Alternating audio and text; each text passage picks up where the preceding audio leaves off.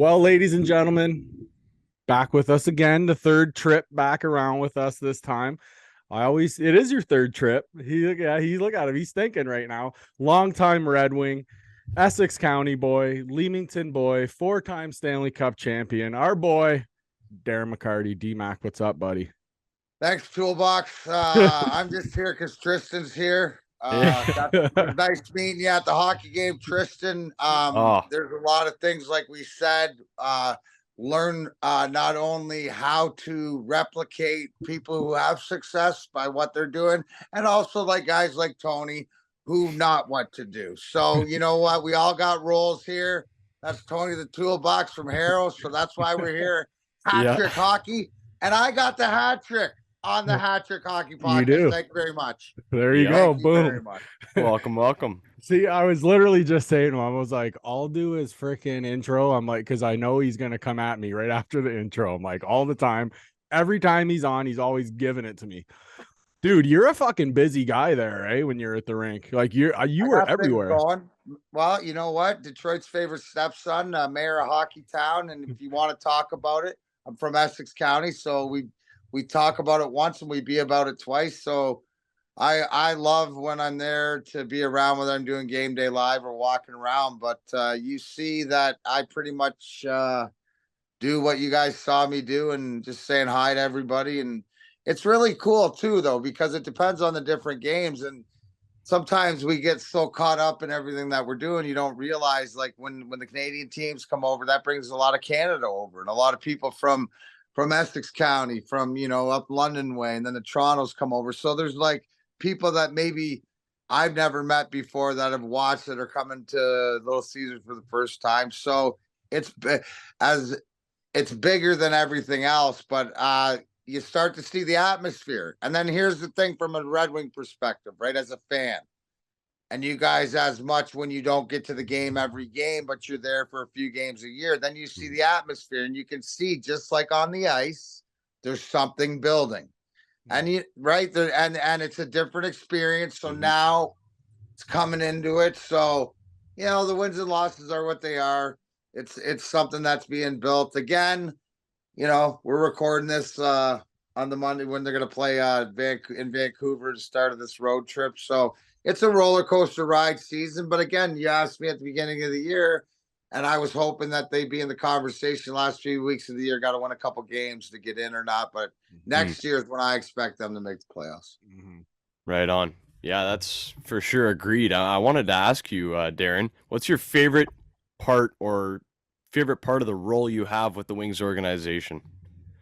Well, you know what? It's one of these things that you'll hear me say no matter what I do, is that I'm a battery and the fans are my power. So really it's really just a connection. Like why this organization, why all the Red Wing fans that are listening to this, it will get back, is because everybody that that has been successful already, hence winning cups like myself, is in this organization doing what they love. What do I mean by that? Well, the captain that led us that way is in charge. Chris Draper, who's sort of one of his minions, is in charge of the scouting. Tamalpi, who's in charge of scouting. Yuri Fisher, Dan Clear, all these guys. And then I haven't even brought up the European faction. And this is all to do with guys that love hockey, love development, and the European, I mean, by the King and Lidstrom, and then his Prince and Zetterberg, and I mean even the Jester and Homer over there. But they all are involved in what goes on and building the team on the ice. My pride is to keep the fan base and everybody along the way to enjoy the journey and get us ready. My goal is to have that lower bowl rocking and rolling when it's playoff time, just like LCA was. So you asked me that, the simple answer would be to be able to meet the people I've met before and get updated pictures, or meet new people and to take pictures. So when I'm there, I'm absolutely there. And I love it more than anything, because that's what I love to do.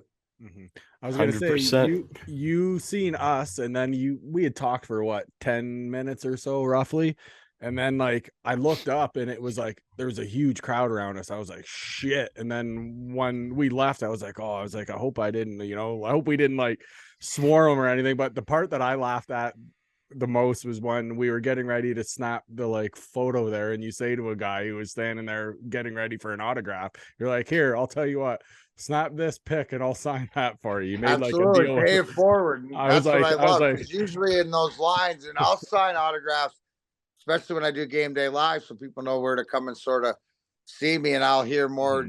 You know, first intermission or second or third is, oh, we saw you on the screen and we came down. That's what it's all about. But paying it forward, making it easier to whatever else. We're all about the same experience. We're all in this together. It's all about the wing wheel nation, all about that culture, and that's all part of it. I love it though. It was funny though. I just laughed. I thought it was good. I'm like, yeah, he's done that a time or two. No, you had absolutely nothing to do with that, Tony. Don't worry. I did. The fucking guy. He's always That's just like you, though, buddy. Hey, second assist over here. You know, high off the glass. Goddamn. And the guy's going, "You're not even on the ice, bro." I tried though. I know. I was like, hey, you ain't cheating, you ain't trying. That's funny. So, because you're such a great hockey mind, and you're involved with the organization, I wanted to ask you, as it pertains to this season, we're coming up on the deadline, who stays and who goes, in your opinion? Question.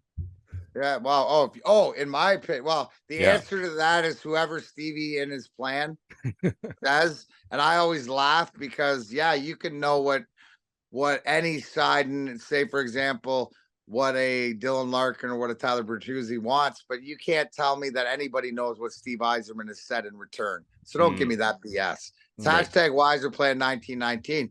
But in my opinion, I would expect Dylan Larkin to be re-signed at, I would have given him 8 years, $9 million, but I'm willing to pay my number 2 centerman, which Dylan Larkin, to be a winning hockey club when this team's going to win is when he's your number 2 centerman, like Steve Yzerman was, still looking for Sergei Fedorov, who you're going to pay 11 or 12 million to.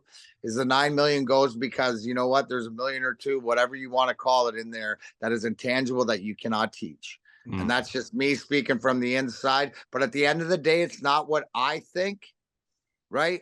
I mean, just because I was raised by the same guys at the same dinner table and stuff, I might have a little intuition on it. But you know what? Steve Yzerman does not give anything away. You have to earn it, and it's along his plan. So you can spec. That's why I laugh. You guys don't have and I guess because Tony, you know what? Oh, no. I treat you like he treats me.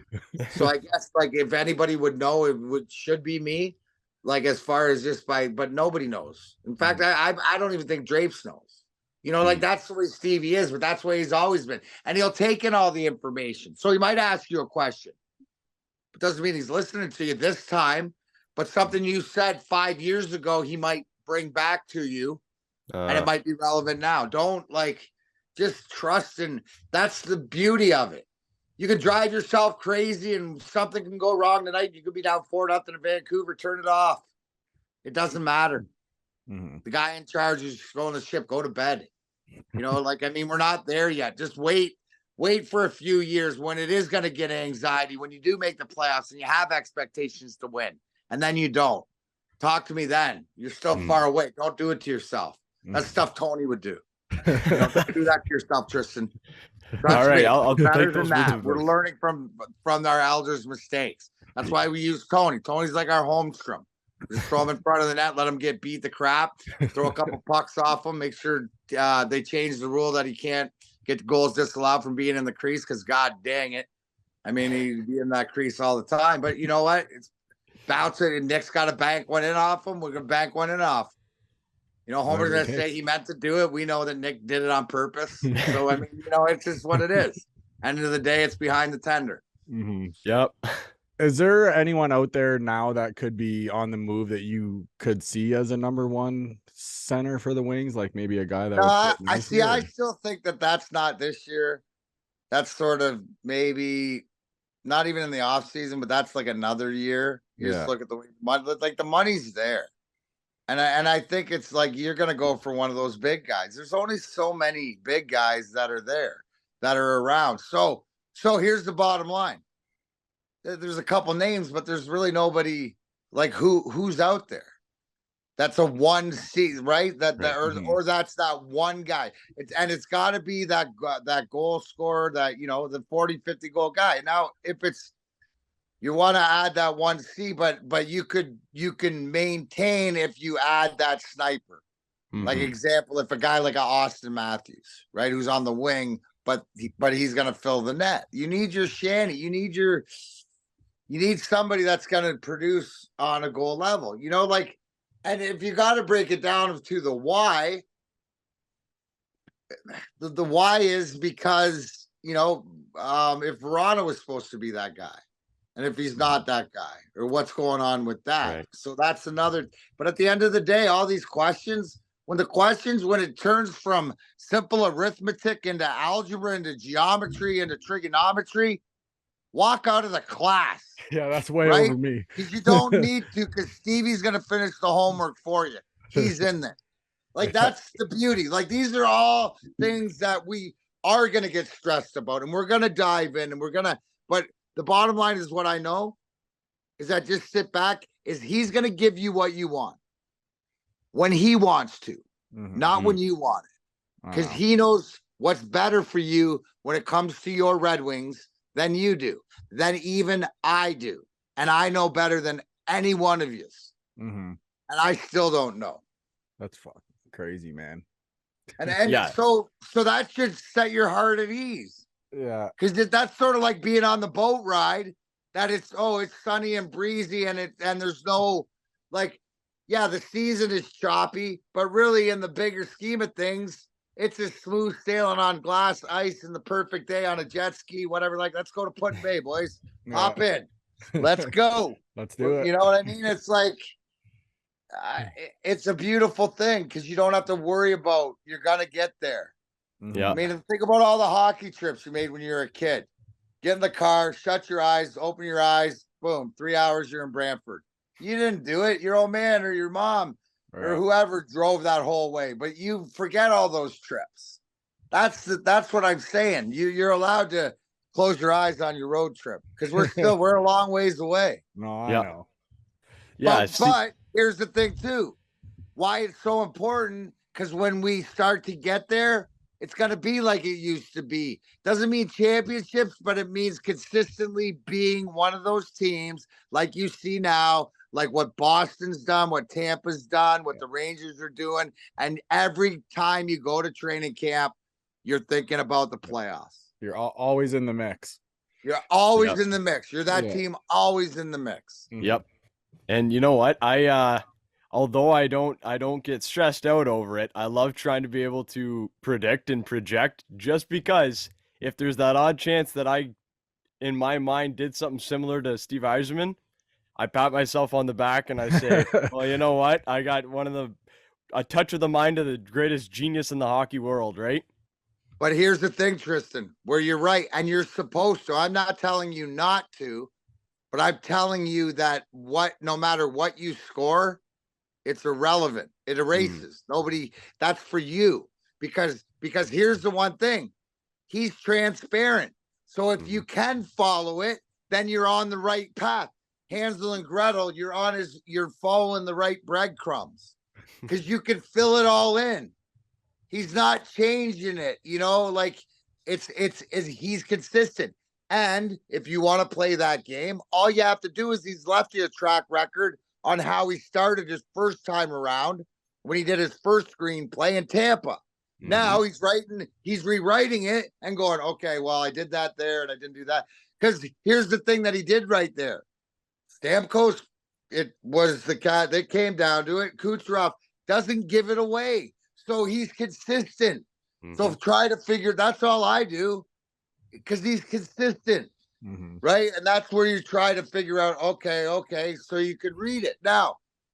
Okay, so dig deeper to add. So I think that more so than not, that if he was like today, is that Tyler Bertuzzi's more available than he ever was. Like, that's a guy.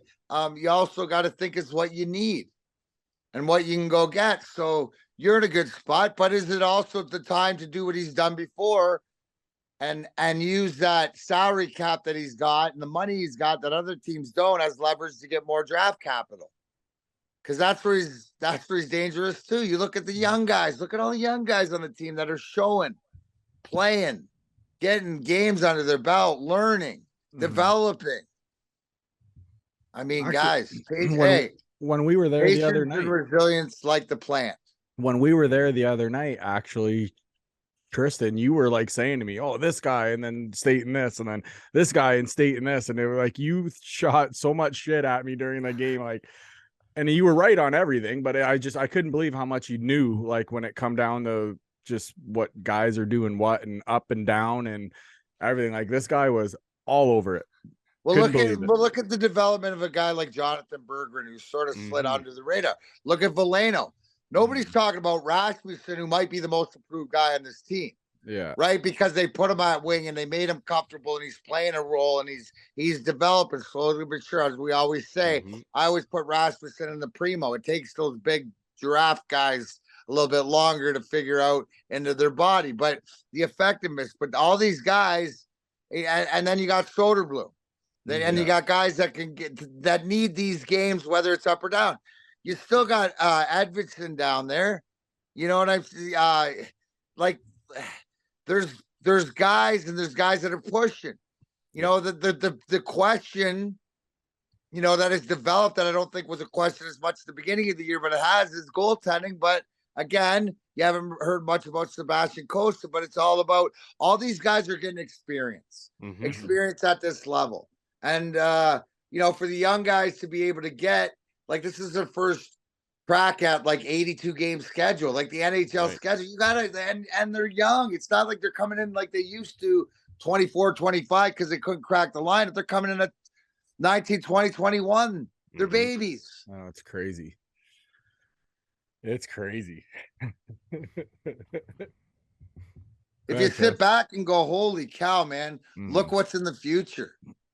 Oh, like seriously, like anybody who's got, you know, like kids or whatever like that, these 5-year-olds, like, I mean, they're gonna be like 9, 10. You like think of the excitement, and that's what I implore everybody is that no matter what age you are, like if you were around and you remember you were a kid the first time, what did you miss? What do you want to enjoy the second time? Maybe you couldn't drink last time. Now you can drink. You know, like there's all these things. It's like, you know, 17 and a half beers, by the way. I think I told you that topples the cup. Can't get all 18 in. But yeah, it's, you know what, as you say, like you look at Steve's track record and try and go from there to even start to try and guess at things, right? And with that in mind, I think he's going to draft his number 1 center or a top 6 center. There you go. I really feel it too. Because Braden Point, right? They had Stammer for a long time, and then he gets Point, who's a steal. And he turns into this first line, second line center, and he dominates. So you're saying, Tristan, are you saying he knows talent? Yeah, easily. Oh, okay. Yeah. Good. That's good. That's a good Nothing new. Thing when you have a lot of draft picks. Yeah, there's an assload of picks, isn't there? Like he's got them fucking stockpiled. Assload of picks and a shitload of money.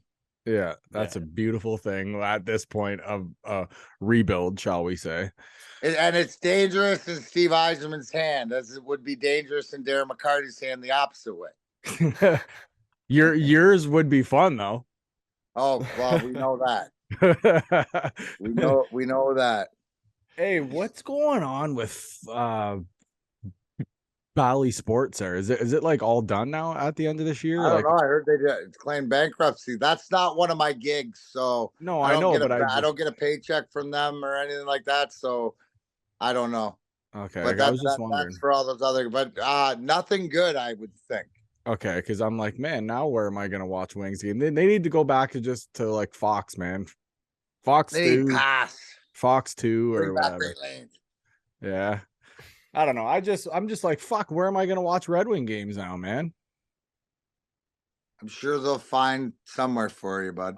I hope you gotta so. Search and stream and do all some garbage. My son asks me every fucking day if the Red Wings are playing. Every day. So tonight. That's what I told him. Get a nap in past his bedtime. Yeah, there's no way he's staying up that late to watch the game. That's crazy talk. He'll be fucking passed out. I don't even think he would make the game. He wouldn't even make, even if he tried his hardest. Well, I'm not going to make the game, so what are you talking about? I'll be honest, I'm probably going to watch it. I will too. I'll probably be out. I'll catch the first period. Like out or like sleeping out? Sleeping. Oh yeah, he's like sleeping. Go ahead, Tris. No, I just wanted to ask, like, who do you feel is a player on this team, maybe currently on the roster or in the system anywhere, that's going to be a cornerstone to the rebuild? Maybe someone who's not one of the streamlined names that you hear, but someone that you think, you know what, this is a guy that he plays a game that is something Stevie wants for when we are in a cup contention. Yeah, no, I think the next big thing is Simon Edvinsson, because you know what, that puts your Twin Towers right and left-handed Mo if he is what we expect. And you know what, he's doing exactly what he needs to do, because you look at Mo, played in the Swedish league, or played over here and then went back to the Swedish league, and the way he developed. So it's just time and getting a lot of time and it's not the play in the game as much. It is a little bit, but you'll adjust, but it's everything around it. So I think once you see and once you know, and it'll take him time to adjust, but you'll see it, and then you know you're going from there, right? So he's a big part of it. Obviously moving forward, if I would have my eye on anybody, and he would be the next guy to fast track. That's because we already know what Soderblom is, right? We already know that he's part of the future. So he's already established that. He actually jumped Edvinsson and has already put himself in the hat, because I believe he's already one of the guys. So even though he's down there, that's strictly just age and reps and learning. Because imagine when he learns how to use that size and that reach. There's nothing like it, bro. We see little glimpses of it, the way he can pull it to his backhand, but you know, and just limited engagement with him. He's a great kid, and very absorbing and you know, fits into the culture. So that'll be exciting. And that's just somebody that understands that he needs to play and wherever he can get ice time. And it's not a lot of, like that. And that's the thing, you got to look at it. Some of these guys are in the minors. It's not a punishment. You know, it's development. Right. Yeah. And it's crazy to think Elmer was able to make the big club right out of Sweden with no conditioning on North American ice. So Stevie clearly trusted a lot in him to do that, because he sent Mo down to the A for a year. He sent Simon down this year. So impressive stuff by him. Mo looked good the other night too. What would you guys say? Is there somebody on the list that you're looking on? Who are some of these names you're firing off? Well, you were saying how Stevie has a track record, right? And he built something in Tampa. And I look at guys who are middling round picks that he turned into stars: Anthony Cirelli, Braden Point. And I look at recently he's drafted into the Wings organization guys like Carter Mazer and Amadeus Lombardi. I think they're going to be in the Wings top 6 when they're winning a cup. And I feel like Lombardi has a lot to give. He was an overager, and Stevie drafted him, undersized center, poor skating, just like Point. And now all of a sudden he's one of the best skaters in the OHL because he worked on that in his development. And I want to say he's tied for 5th in scoring in the CHL right now. So he's lighting it up. No, definitely 2 guys. And I know that they're high on, the development. And to your point, I would not be surprised at all if what you said is true. But yeah, and it just goes to show you just mentioned two names that could be up even sooner than later, because that's how good they are. Yeah, for sure. Hey, Mac, if you could change one rule in the league now, which one would it be? I'd make every ice surface European style, like Belleville. Really? Just because the guys are so big, and if you want to exploit the skill and the space and the speed, make the ice bigger. you know, like what they're used to playing. If that's the game you're going to, I mean, we got a half Euro, half North American game as it is. I mean, so might as well go the whole way. Yeah, true. Very true. I never thought about that. Well, you know what? That's because you're a tool. You set yourself up, man. All the fucking time. I should have. Well, now it's I'm just automatic. explaining why to the See people. how It's not right or wrong, bro. It's see how fast he was to fucking answer that. That was awesome. Fucking guy. You got no TikTok chance. clip. When you understand you got no chance, then it's easier to accept. Yeah. Jesus. Well, I want to go back in time a bit, because this is my first time getting a chance to interview you, and you've had some of the greatest experiences, if not the greatest, of anyone to have played in hockey. And I want to ask you, what's your favorite cup run? You know, that's a good, Tristan. I give you credit, and it shows you why you're the brains of the operation on the Hat Trick Hockey podcast. Hold that light properly, Tony. Don't be messing Tristan's light up. He's looking really good and really important right now. This is why I picked him. No, because most people ask me what's your favorite cup, but it is all about the run, and the whole thing is that you don't understand this, and you know, even Tony can understand this to a bit. They're all like kids, you know. They're all like pregnancies with kids, or your experience when you have kids, is that there's a different storyline and a meaning to both. Now, I could break it down even further. Like, I would say, oh, are you asking Darren or are you asking Dmac? Because remember, I've known who Dmac was since I was 6. It took me to 46 to meet Darren. Now, when I'm chirping Tony, I'm Dmac. That's the locker room when I'm talking. You know, Darren's supposed to be more responsible and all that other stuff. But Dmac's favorite is 97. What are you, crazy? He scored the freaking goal. He's from Leamington. Dude, he's been dreaming about it his whole life, this kid. And not only that, because the greatest Joe Louis Arena memory I have, not only scoring that goal, but being on the ice. Being on the ice for the final buzzer, right? 42 years. How many times since I sat in that rink since I was like freaking 8 years old? Right? Like, live and manifest in reality. It can be done to any kid out there. What do you got? What are you willing to do? So for that accomplishment, but then, you know, I look at for the whole wing wheeled nation and everything else, the 98, because we went from the highest highs to lowest to lows as a whole community with the Vladdy incident, from winning to losing. And, you know, you're supposed to be partying on the highest to highs, and then the accident happens. That just didn't happen to us. It happened to everybody.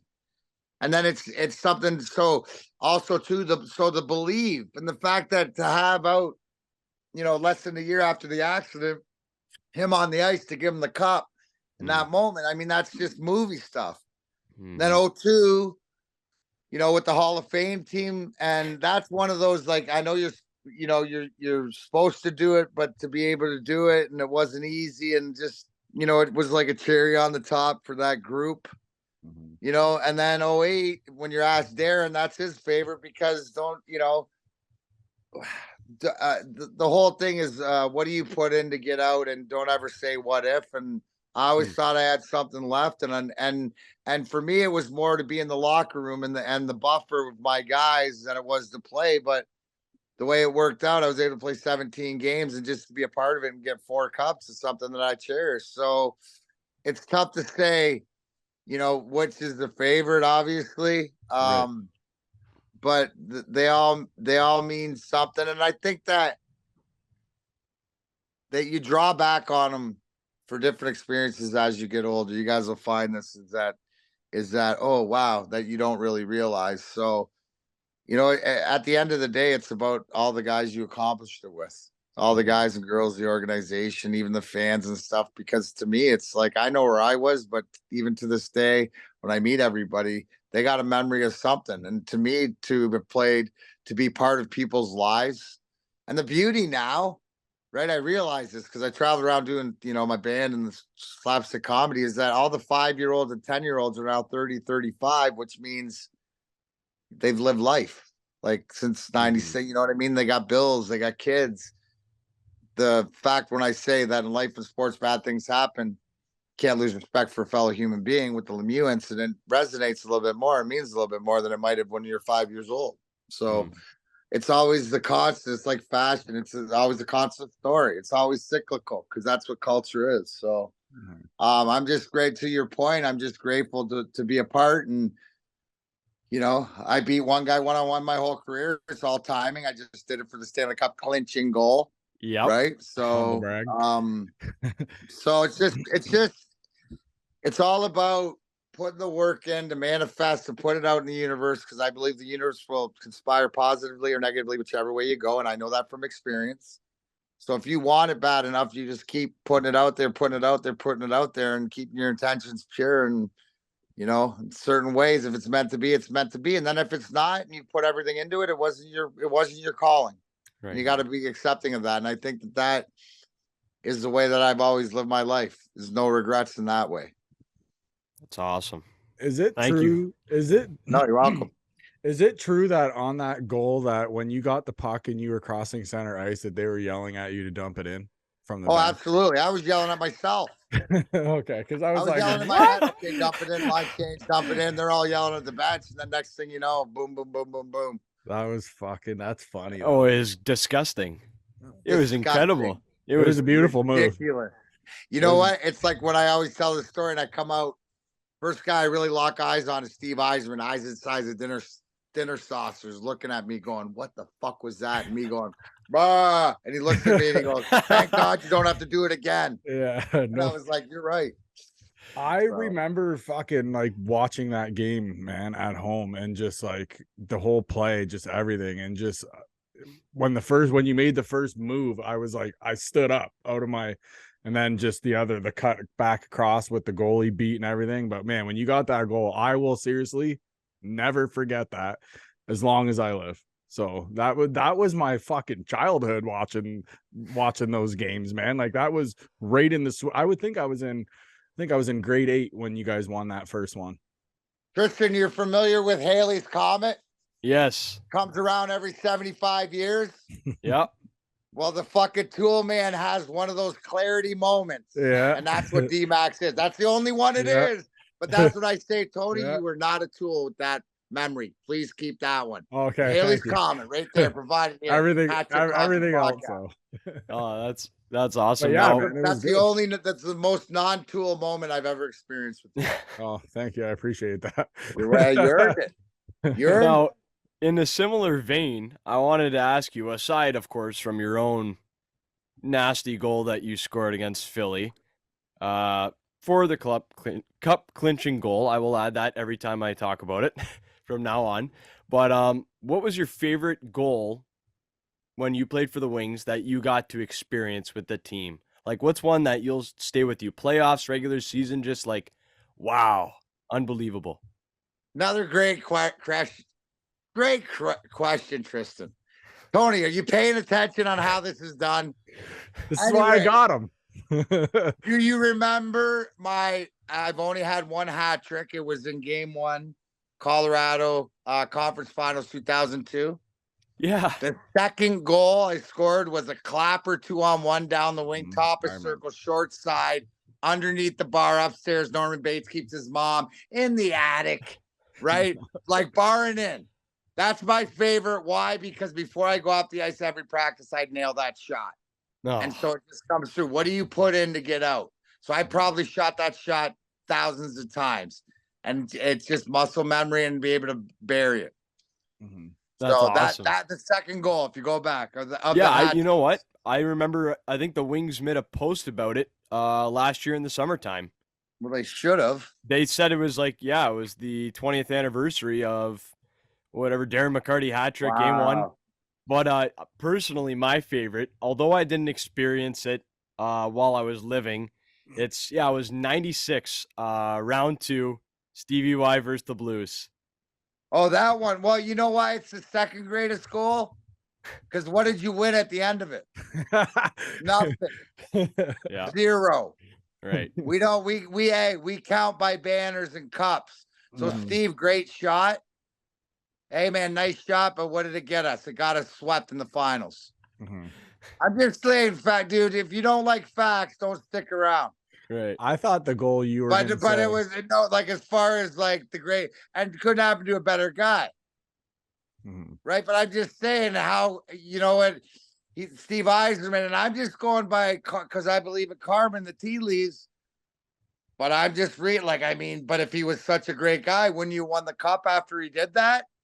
No, but Darren McCarty scored that goal, and even Eric Lindros scored to make it 2-1. So Darren McCarty's gonna be there. I'm just saying, Yeah, you're right. if we're saying that, I might be I might be a little bit higher in God's playbook than in Steve's.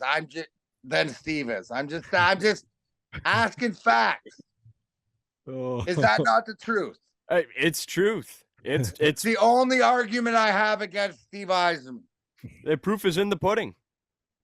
That first ring is because of you. I tell right Stevie there. that was the second greatest goal. I thought you were gonna say for yours the goal that you got in overtime on the pass from Shanahan on the night of the brawl, because technically that should have been a game that you should have been kicked out of. No, bro, not 97. 4 minutes for roughing. Oh, I know that the ref gave you 4. No, that was too, but why it was like I didn't need to score it. That just reiterated my point that I think God likes more than Steve Yzerman. Yeah. But the fact that as long as we scored, it already gone. But the fact when I did, and no matter how old you were, that was the time that it was like the proverbial, everything's gonna be all right. Don't know what it means, but it's gonna be all right. What a fucking feed from Shanny too. My God. Tic-tac-toe. What a pass. What a pass. So I know it's been discussed, and I heard your input on the ESPN 360 they had put up on your rivalry with the Avalanche, and I just want to get it again from your mouth because I'm here asking you, right? And it's also a great honor. So I wanted to ask you, what's your relationship like now with Claude? Oh, like it, and which it's sort of started probably back in 2014 or whatever, but it's one of these things that, and how that whole on Rival came about was the fact that I started, signing those autographs and doing some stuff with him, and he was, a nice guy and stuff like this, but it never occurred to me until, and you got to understand this, Tristan, Darren McCarty from Leamington, Ontario, right? Yep. With that, he doesn't end his sentences with a period. It's always with a ... And when this thing blew me out of the water was when I'm watching the draft and Steve Yzerman selects from Germany, Moritz Seider. I'm like, okay, who's this kid? And everybody's going, oh, who's that? Who's that? And I'm going, shut up. Stevie drafted him. He's good. Right? To myself. And then I look and see, okay, where'd he play? And who's his agent? Bam, Claude Lemieux, and I almost shit my pants. And I was like, holy fuck. And this is like what, 19? So this is a few years ago, like 2 years ago. And I'm like, oh my God. And I'd already thought and been thinking, because I call it like I see it, right? And the fact that I'd done things with Claude and he'd proven to me that he's not the guy he was on the ice, off the ice, right? So then it was more of this that I come to it, and then people would say, well, why are you doing this stuff with Lemieux and this? And I'm like, well, because, I'm getting to know the guy and whatever. So in talking to this, but my intention was because, like in life, just like in the world and history and sports, sometimes your enemies will become your allies. So I knew that regardless of whatever else, that I felt that I was the one that if this is like a couple years ago, come to fruition about if he ever would tell his story or we could break it down or if there was something to be said. And I'd always looked at the 25-year anniversary. Number 25, I got a tattoo, 25. I mean, it's just, self-serving or whatever, and it just the way that it played out, and they just put it in the universe. And so everybody got, sort of got down with it. And then ESPN took it and made it bigger than, my interview. I was going to have Claude in and do that. And they built that around that. But to me, it's his version, his story. Just like at the end of it, where they asked Chris Draper and he says, no, I don't forgive him. Well, you know what? If I was Chris Draper, I probably wouldn't either. Because if you wanted to apologize, you should apologize when you met it, not when everybody else thinks it's cool. But that's not my place. You know, my place is to call it as I see it and to allow my fans and the Red Wing fans who I know are in the ones that are going that trust in the fact that this is fucked up, but I got to check it out and come to your own conclusion. Cause what I try to bring is just accountability and just, it is what it is. So if I'm doing it, there's a reason, right? And then you can come to your own conclusion. But the fact of what it was done and the fact that you get both sides to this story, all the guys that were involved.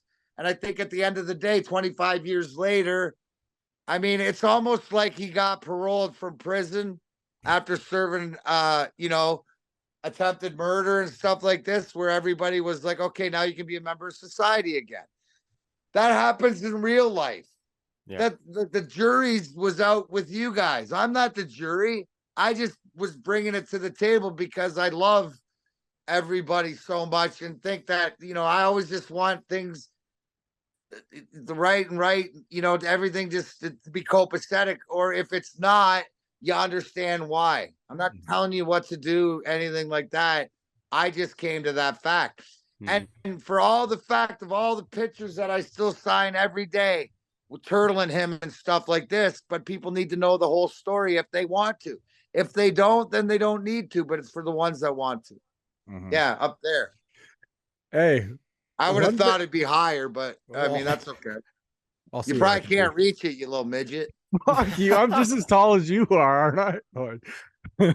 Hey, one thing I've always wondered, when you guys fought, like you guys had a tilt, what were you saying to him off the draw? Oh, off the draw? Dude, yeah. I would have got so canceled. I said everything you're not supposed to say to a French Canadian about his mom and his sister and everything else, and what a piece of garbage he was, and just everything like really derogatory, like all those things that you can't say. Yeah, I said them. Whatever. Fuck. Hey, well, it was 97, and I didn't care. What was he saying? Like back that's to the you? whole thing. It's like that was personal, so I don't care.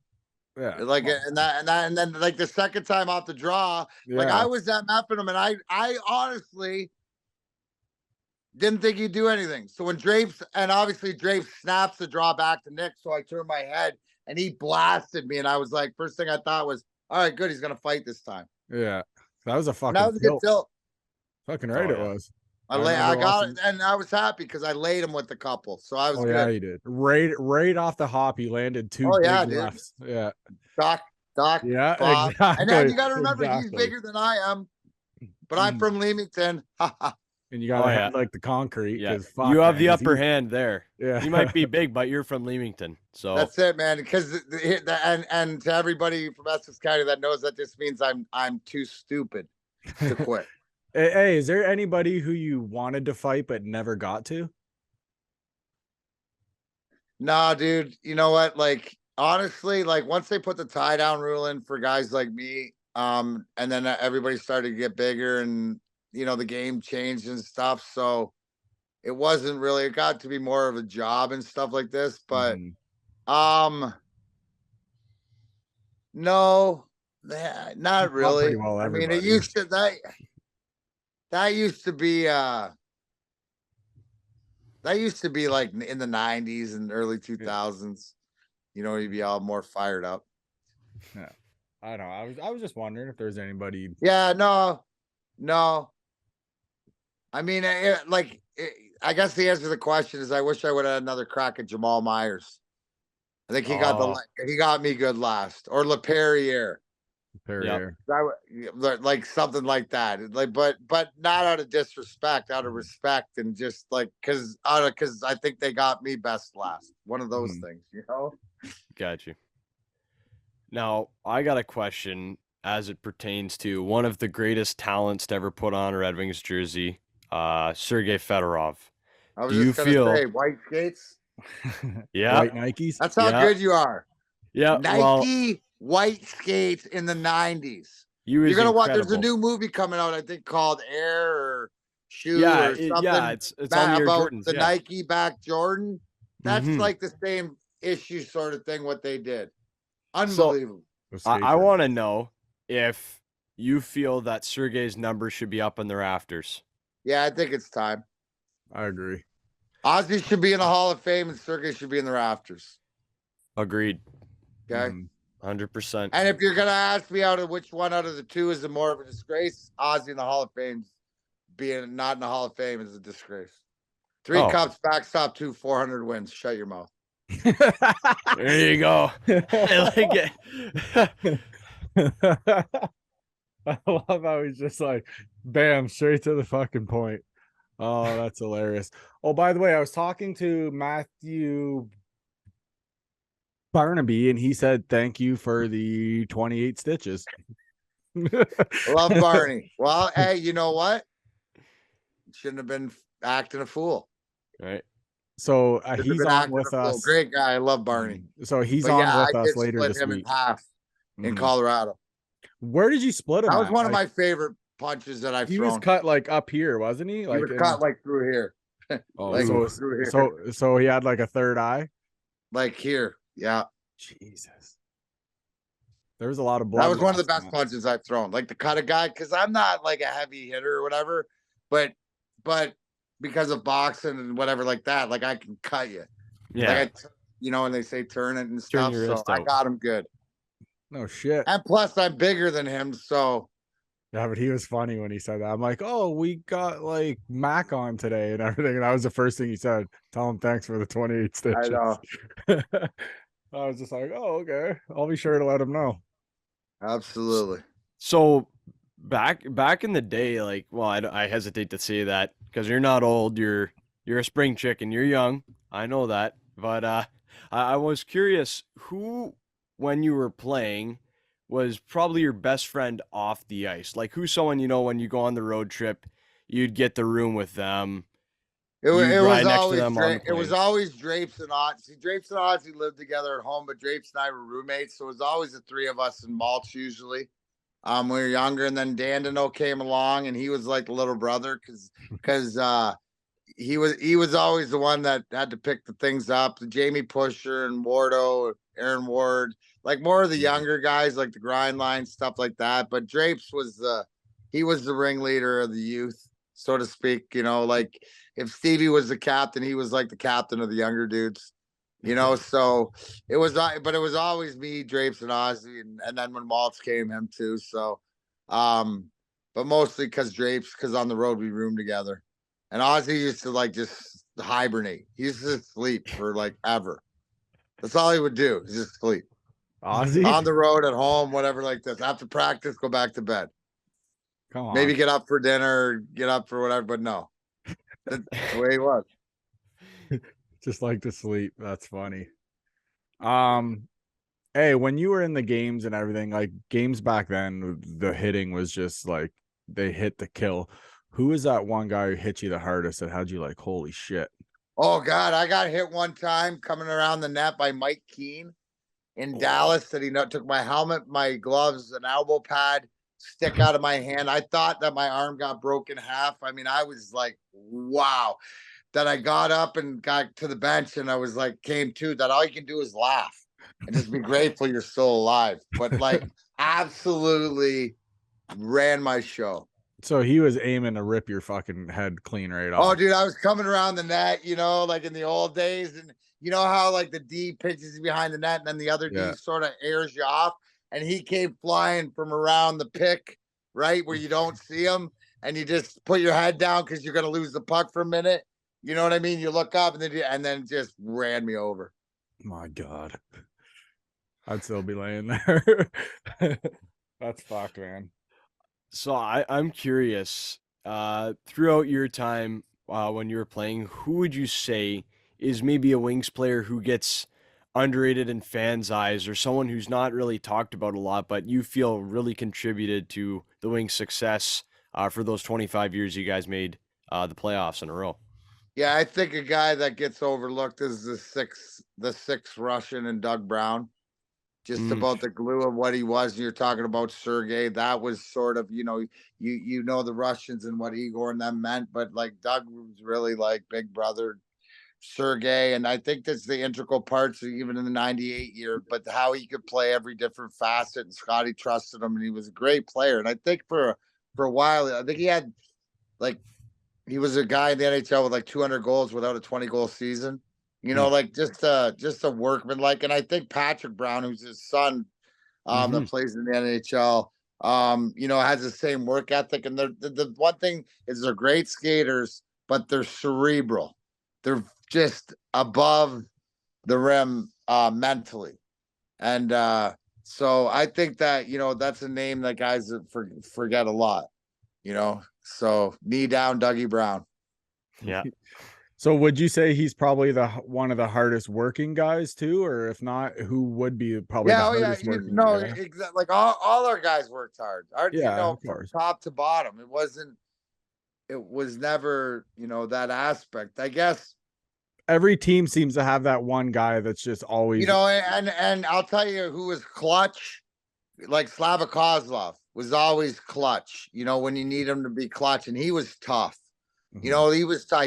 You watch those old series and against Colorado and Dallas and stuff like this. I mean, he took a beating, but he was always there. He's tougher than I think people realize. Well, he was playing in those old school days too, where it was like even worse than when you guys played. Well, here's the thing about Slava Kozlov too, is that when he was drafted, he was in an accident, broken his leg, and you know, like his teammate in the car died, but it was touch and go whether he'd ever skate again or play hockey. And the fact that he came back to that ability, they were saying that he was even better. Wow. Like he said, he was like Kucherov. That's crazy. I never knew that. Yeah, neither did I. Wow. Yeah, well, you know what? Guess what? That's why I'm here.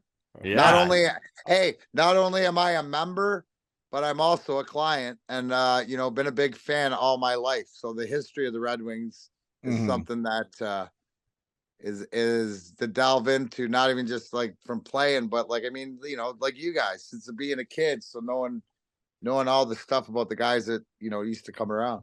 Yeah. Now, the coach with many rings, talk about what it was like playing under the greatest coach of all time, Scotty Bowman. Yeah, I mean, Scotty's not only the greatest coach of all time, he's the greatest psychologist, because he taught everybody that, you know, you don't treat everybody the same. You treat them different. You got to find out what their buttons are.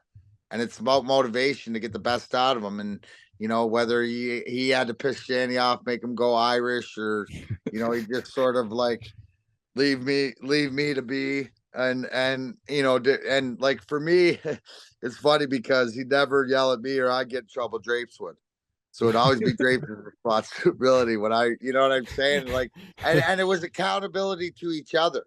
And he sort of built that. And that's why, like, where you sort of ran. And what Scotty did is that he did it differently, where it was us against him. But here's the difference between, in my opinion, playing for both Scotty Bowman and Mike Babcock.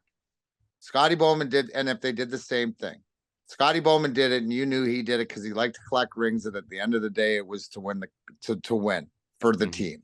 Mike Babcock did it like if you either did it my way or the highway. So we either do it his way or nobody wins. That's you know what I mean? That's and you know what? I think that you see the way that things are is why, you know, the gravity, things have changed, life has changed. So there's no, like, Scotty, you might not understand it, but you were all in it together. You could learn to turn to your left and go, or turn to your right and go, yeah, remember last month? And that guy be going, yeah, remember that week? It was me. And everybody sort of had a turn in a different way, but it was all for the best of the team. And he was always great at, this is the best, is that he just owned the media. And the media come in and go, Scotty, did you believe the ref blew that call? And he go, yeah, I know. I thought that that it was icing. And they be go, no, we're talking about the offside. And he goes, but yeah, because icing's when you shoot it from the other side of the center, right? And I thought our guy touched it first, but it's a close call and we don't have replay. So you know what? Icings are going to go until they make it automatic. And you know what? Totally, like, now you're talking about an icing that didn't matter, as opposed to a controversial thing that he didn't want. You know what I'm saying? Like, it's the mentality of it. So it was always awesome. And then I got my favorite because my favorite thing is like, I call it my Hall of Fame moment. is because after we used to win the cups, we used to have parties at Mr. and Mrs. Illich's house, and we were outside. Scotty came up to me and said, "Hey, I want to tell one of the things I regret is I didn't tell my players how much I appreciate them." I was like, "Yeah, thanks, Scotty. He brought me in the league," and he's like, "Shut up." And I'm like, "Okay." Happened a lot, but he said, I wanted to tell you were my second favorite right winger ever to play for me, next to Guy Lafleur. I hope you're not mad. Boom, boom, boom, walked away. So I got that going for me. Wow. Yeah, that's all that matters to me. Pat yourself on the back. Man. That's all it is. Tap the dog on the head and he's good. Well, you always freaking played the game the way it should be played, though, too. Like, you know what I mean? I like a guy that does. I like a guy that does everything. I was taught to play. You know what? You give everything you have. You're a team guy first. It's not about the name on the back. It's about the crest on the front. And the Essex County hard-nosed hockey. What's that? It is Essex County hard-nosed hockey. That's exactly what Essex County Fight Club, baby. Yeah. I forgot about that. You saying that too. Of course you did. You're a tool. You don't have much up there. I mean, gosh. One thought. I'm telling you, you got no room for storage. Holy fuck! I'm making a shirt. You got their own flip phone compared to our iPhone Pro 14. I have an iPhone. See? Yeah, whatever. You got an iPhone case. Fucking always at me, man. Always at me. Hey, so easy. Is the Sean Avery story true from the bench when he was beaking at Joe Sakic? Oh yeah, about we don't don't do that to him. Who said that to him? Channy or Stevie? Channy? Okay. Somebody. I thought it was Brett Hall or something. Or Holly. Yeah, like somebody of seniority. Yeah. So what was some Royal Hall of Fame member? What the hell was he doing? Just trying to go at Joe? Dude, he beats everybody. Those guys. It's just like, we don't do that. They don't mess with our king. We don't mess with theirs. Yeah, fair enough. It is a war, I guess. Yep, right. But and in some wars, there's sort of different lines of battle depending on the soldiers. Now, how the game's monitored. That was just the way that sort of went. Mm-hmm. To be able to keep Stevie and Joe out of it is just sort of like, think about all the carnage by the peasants, right? Everything to go, but the king stood on the top and watched and stayed clean. Both sides, respect. That's why there was that ultimate rivalry, ultimate hatred, but ultimate respect. And at the end of the day, what's Steve Eisman trying to do? He's trying to do exactly what Joe Sakic's done in Colorado and do it quicker. Mm-hmm. Yeah, I mean, it's not hard, boys. Hey, on a different note, I wanted to ask Tristan. I apologize. I put you in. Yeah, you understand it, Tony. It's not hard. Yeah, I wanted to ask on a different note. How's your boy doing? Essex 73's legend. Coach's second year, former Essex 73, coaching the UCLA Bruins men's hockey Division II team. So they're grinding.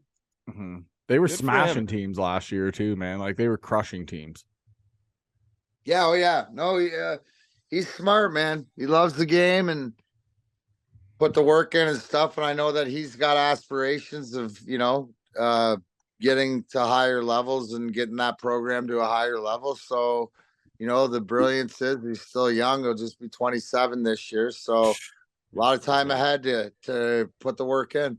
He's off to a damn good start with there. Absolutely. That's and that's the lesson to everybody. Just because maybe your dream, you got to figure out. Like I told him, I said, listen, your love of the game and my love of the game, it's there's no greater. It's just different. So if you love this game, you're gonna figure out a way to stay around it and stay into it. Mm-hmm. It's the same way as I love the game. It's what I did. It's not who I am. I love other things to do too. Right? That's why I love the people more and all the stuff. That's why I do all the people things between the fans and stuff, because the rink is the rink. I spent enough time there. Mm-hmm. I don't want to live there anymore. But other people, they love it, and God bless them, because I love doing what I'm doing. Mm-hmm. Yeah. Hey, who was that one guy in the NHL when you played that was just always chirping on the ice? And did they ever say anything funny that almost made you laugh or like anything like that? I love when guys are like Well, mic'd up. did I tell you? Have I told you the best chirp on the ice ever in the history of chirps? I'm not sure. The one Kelly Chase Schomburg. No. Kelly Chase Schomburg. Schomburg, rest his soul. Right, played my first year with them. Played late 80s or 90s. From Sarnia.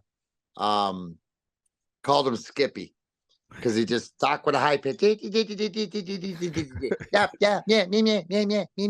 Right, like this, and he was a chirper. Right, and never shut up. But like sometimes, like didn't have a lot substance to stay unless he'd be engaged. Because once you engaged them, you turned them on.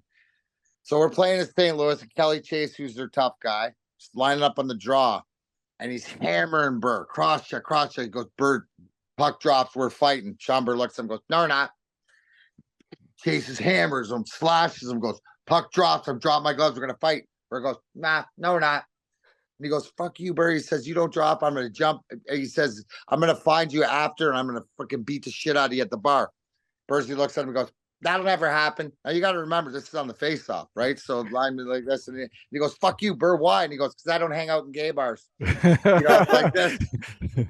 The referee, the linesman, all 5 guys on the ice, they're laughing. Chase took a penalty on the play, like right, and it was just like where the whole guys on the ice were, I love the it. old days where guys are pushing his shove. This is the line, he's got to come in, and this so he's got an attention and just fucking buried him. That was the funniest one that I heard. And got a power play. It's perfect. Absolutely. It's Not all battles are won with punches thrown. Absolutely. I love it. And then some of the best chirpers aren't the guys that just run their mouths. It's the ones that just timely. Right. Just like timely. So you ever hear Stevie let loose on anybody? Yeah, the referee. A lot. And I think the only time he got run was in St. Louis by Rob Schick one day, and when he gave him a 10 or kicked him out, it was like the most shocked face. What? Me? For what? But yeah, I was a peacemaker. He'd let him know. And yes, certain guys get away with certain things. I was gonna say Crosby just got thrown out the other night for like. Yeah, that was sort of what it reminded me of. Yeah, I was thinking that. Wow. And oh my God, what did I do? Yeah. Because and they're a lot. Sidney Crosby chirps like now, like before, like when I played, when at the end of my career, at the beginning of his, it'd be more whining. Now he more chirps like Stevie. You see him like cutting into a ref on the bench, stuff like that. That's what those guys do. Tell them about themselves. Like they got no time for small talk, no time to butter them up. That's what Dmac's there for. Yeah. They're just sinister. But you though, kind of your role on the wings, though, you should be. I'm the buffer, bro. You should be close with the refs. Peacemaker, baby. Peacemaker. Like Stevie be repping him, and I'm going, he doesn't mean that. No. That's not it. Yeah, that's enough. I always hate seeing some of the refs when they're trying to split up fights and they're like one guy's arms tied up, the other guy's not, and guys are getting smacked. Like I see it so much nowadays. It fucking drives me nuts. Yeah, because they don't know how to break up a fight because there never is any. How do you trade for it? The guys in the old days were awesome. And if you know what, you didn't have the respect, they'll let the other guy loose to get you. Yeah. Oops, he slipped away. You'll learn that once or twice. So there's a respect there. Like there's so much. They talk about the code and the unwritten rules. There's so many that you don't even know about, right? And that's why, like, it's not my game because there's so many of these unwritten rules in this code and whatever that is disrespected because it wasn't taught. But the game's evolved, so it's allowed, and the rules in the game allow it. So why can I'm not going to be old guy being mad. I just rather they adjust to what they're trying to police, and that means make it bigger so then guys don't get as hurt. Because nowadays the guy goes through the middle of his head down, he gets lit up, and you're gonna give the guy who hit him trouble. Well, give the guy who's irresponsible with his head down in the middle more room to be irresponsible. If you're not gonna, if you're gonna get mad at the guy hitting him, Yeah, there's been a lot of big hits lately too. Speaking Oh, of hits, Trouba man. lit up Trouba's- Kadri, but look at Kadri's old school. He's like, yep, yeah, shouldn't go Yeah. through the head down. I got caught. He said, yeah, but who did he hit too? He threw 2 hits the one night. He had to fight twice. Well, one of them was Kadri, and then the other one was. But again, on both parts, is that there's nothing wrong with that. The whole thing is that if Gerard Gallant, in my opinion, wants to get mad, then his D partner or the guy on the ice, like somebody's got to pick that guy off. Mm-hmm. I get what he's saying, but I wouldn't change Trouba's game. I just protect him more. Yeah, I hate how guys always have to fight when they throw those big clean hits now. Like it's stupid. Well, it depends. Listen, it depends, but you always know a Daryl Sutter team coach got somebody's coming. That's the difference. I was gonna say Uyghur lit up fucking. Who did he light up the other night? Wallman. Yeah, like Jake that was Wallman. a big. Oh yeah, hit. that was a good hit. No, that was Zadorov, wasn't it? Zadorov hit him. What was it, Yeah, Zadorov? that was a good one. Uyghur. But again, where did he hit him? Yeah, center ice, middle of the ice, top of the slot with your head down, dangling in the middle. And I believe Wallman left. Maybe not in Harrow, but in Leamington, we were taught not to go there. And our rink was way small, so stayed avoid. The Harrow barn was about bigger than ours. The Harrow barn, by the way, it was a barn. Still is. I love it. Isn't it? Yeah. I might have to come over and pick them up and put them down. Now they just for nostalgia. Couple bars and in. We play in the Roscoe every year. I think it's April 9th weekend if you want to come play. Yeah. I have a team in. Nice. Congratulations. Well, I'm just saying if you want to fucking I appreciate it. Thank you. Thank you for the invite. Fucking chirping me all the time. I'll get to my people. Fucking always. I'm gonna find out who you're playing against. I got a good squad. It's a younger squad. Like younger, like in shape, like you need some air tanks out there, like some young kids that can play. Yeah, well, it's a 35 and over tournament. I know that's what I mean. You need some 35-year-olds. Yeah, a lot of us range probably 35 to probably 40. I love it. It's fun, but we got a crew, but we've been trying to play together all year and then play in this at the end of the year. Because you know the Harrow Sailors, I'm sure you've probably heard of them being from Essex County, right? So we have a thing where they play once a week, they play on Thursday. So my squad, we go in there once a month. So they play 4 other teams or 3 other teams. So what they're going to do for the Roscoe is now they're going to take them and the 3 teams that they play, and we're just going to play a tournament. So that's how it's going to go. But so, yeah, if you want to play, you can play, man. It's up to you. You're more than welcome. I'll keep that in mind. Also, though, we should golf this summer too. Let's golf. Yeah. Sounds good. Tristan's a golfer too. All right, come on. Love golf. Yeah, I say you come over here, we can play cattails. Hey, you have one every year, right? You have a golf. I got one. tournament? I got the drive time family get together at Links and Novi. I think it's in like August. Okay. Every year. Yeah, I see it up. I'm like, man, I'm like one of these years I want to play in that.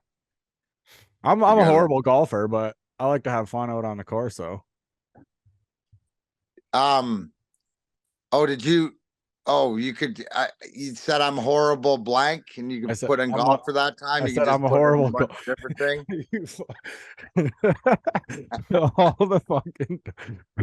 all the fucking time, man. Even in taxis, fucking roasted me. I'm like, man, this guy, like, I'm telling you, I'm making a shirt, man. I'm sending you a shirt, Tony the Tool shirt. Better put a fucking toolbox on it.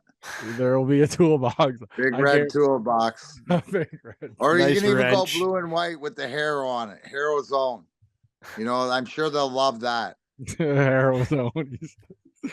You're gonna give you a Colchester address. We used to actually, when I was younger, I used to live on Jackson Street down in Colchester. Oh, okay. So I lived down there from, like I said, newborn till about grade 2, I think. See, there you go. I'm just fucking checking the boxes, the Harrow boxes. All of them. Just fucking hitting them all, not skipping any. Pure tool. Absolutely. What? Dude, you know how many people I've seen in fucking public, and it's just like random people like, oh, we listened to the show, good, like we love the show, and then I'm like, oh, thanks, man. They're like, yeah, and then they're like, why does Darren call you Tony the Tool? I'm like, all the fucking time I get asked that 100 times. I'm like, wait a sec. Why aren't they saying I love your show, Tony the Toolbox?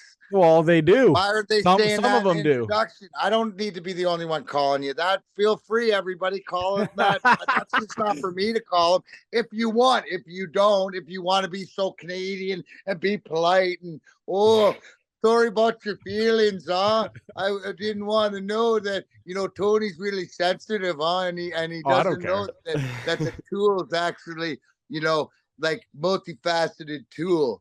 Maybe like a Swiss Army knife. See, what if it was like a Swiss Army knife? Well, who's saying it's not, you idiot? Why don't you?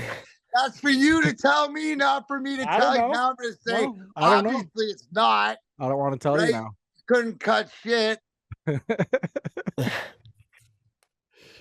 You're just a flathead, so to speak.